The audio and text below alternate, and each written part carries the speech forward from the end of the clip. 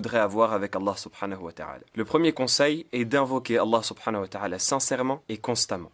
Allah subhanahu wa ta'ala a mis entre lui et nous un lien qui est fondamental pour nous. Ce lien-là, c'est principalement le lien qui est entretenu par le fait de lever les mains au ciel et d'invoquer notre Seigneur subhanahu wa ta'ala en lui racontant tout ce qu'on a sur le cœur, en invoquant pour qu'il nous accorde le bien de ce bas monde et de l'au-delà, et qui nous préserve du mal de ce bas monde et de l'au-delà. Cette relation à Allah subhanahu wa ta'ala à travers l'invocation est fondamentale parce qu'elle constitue le cœur même de ce qui est l'adoration. Le prophète sallallahu alayhi wa sallam dit dans le hadith « Ad-du'a huwa al-ibadah ». L'invocation, c'est l'adoration parce que c'est dans ce stade-là que la personne retrouve ce lien qui la lie à son Seigneur subhanahu wa ta'ala. Et Allah azza wa jal nous parle de ce lien dans son livre où il nous dit « Wa idha sa'alaka ibadi anni fa inni qarib ujibu da'wat ad-da'i idha da'an ». Et lorsque mes serviteurs te questionne à propos de moi, je suis proche, je réponds à l'invocation de celui qui m'invoque lorsqu'il m'invoque. Donc Allah subhanahu wa ta'ala nous a montré que ce lien de proximité est caractérisé par l'invocation.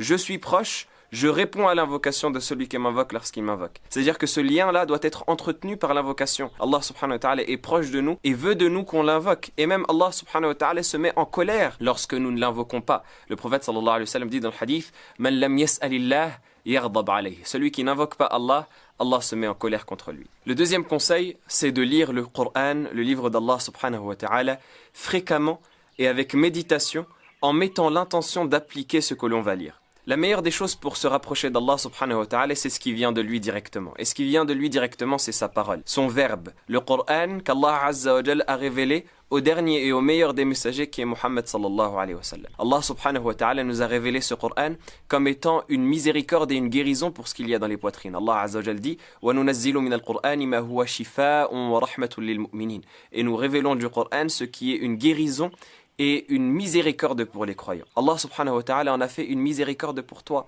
Et parmi les attraits de cette miséricorde, le fait que c'est une guérison pour ce qu'il y a dans la poitrine, pour les maladies spirituelles.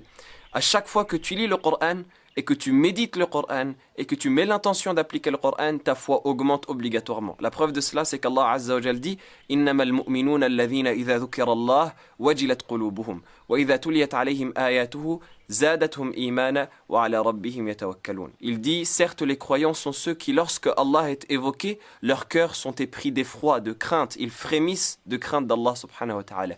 Et lorsque ces versets leur sont récités, leur foi augmente. زادتهم إيمانا وعلى ربهم يتوكلون. Et ils placent leur confiance en leur Seigneur. Le troisième moyen pour augmenter sa foi, c'est d'apprendre à connaître Allah subhanahu wa ta'ala à travers ses noms et ses attributs.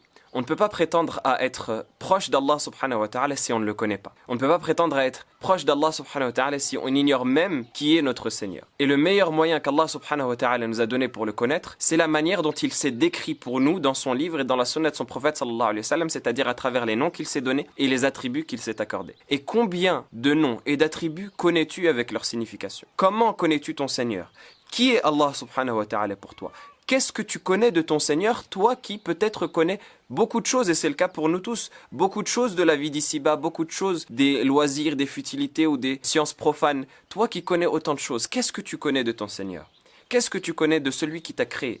Combien de noms avec leur signification connais-tu? Et on remarque que notre vie quotidienne tend à nous faire oublier Allah subhanahu wa ta'ala. On rentre dans une routine, comme on disait, qui nous fait oublier Allah, qui nous éloigne de nos fondamentaux, qui nous éloigne de nos préoccupations principales, qui est de connaître Allah et d'apprendre à l'adorer. Eh bien, le fait de se concentrer sur les noms d'Allah subhanahu wa ta'ala et ses attributs, de revenir à cette base, ça nous aide à réapprendre à connaître notre Seigneur subhanahu wa ta'ala. Lorsqu'on apprend que Allah est Ar-Rahman, Ar-Rahim, le tout miséricordieux, le très miséricordieux, eh bien on en apprend plus sur la miséricorde de notre Seigneur. On en apprend plus sur le fait qu'Allah subhanahu wa ta'ala veut notre bien et qu'Allah azza wa jal est clément envers nous. Allah subhanahu wa ta'ala nous dit Yuridu Allahu bikumul yusra wa la yuridu bikumul usra. Allah veut pour vous la facilité, il ne veut pas pour vous la difficulté. Lorsqu'on sait qu'Allah subhanahu wa ta'ala est Al-Qawi, Al-Aziz, le fort et le glorieux, eh bien on place notre confiance sur Allah subhanahu wa ta'ala et on n'espère plus en personne d'autre parmi les êtres humains. Allah azza wa jal est le fort, tu as avec toi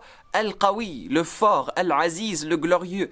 qui après cela peut t'apporter un bien ou peut te toucher par un mal? Personne, si ce n'est par la permission d'Allah subhanahu wa ta'ala. Lorsque tu sais qu'Allah subhanahu wa ta'ala est Al-Hasib, Al-Raqib, celui qui note les actes de ses serviteurs et qui les surveille, eh bien tu fais attention à ce que tu fais. Parce que tu sais qu'Allah subhanahu wa ta'ala te surveille, t'observe et qu'il consigne tes œuvres pour te les présenter le jour de la résurrection, le jour où il te jugera en aparté sans qu'il n'y ait entre toi et entre lui d'interprète. Et si tu sais qu'Allah est Al-Ahad, As-Samad, l'unique, celui vers qui les créatures se tournent dans leurs demandes, eh bien tu te tourneras exclusivement vers Allah subhanahu wa ta'ala dans tout ce que tu veux, ici-bas et dans l'au-delà, et tu ne demanderas plus rien à personne d'autre qu'Allah subhanahu wa ta'ala, parce que tu sauras qu'Allah est le seul digne d'être adoré, le seul qui mérite ton culte, le seul qui mérite tes invocations, et le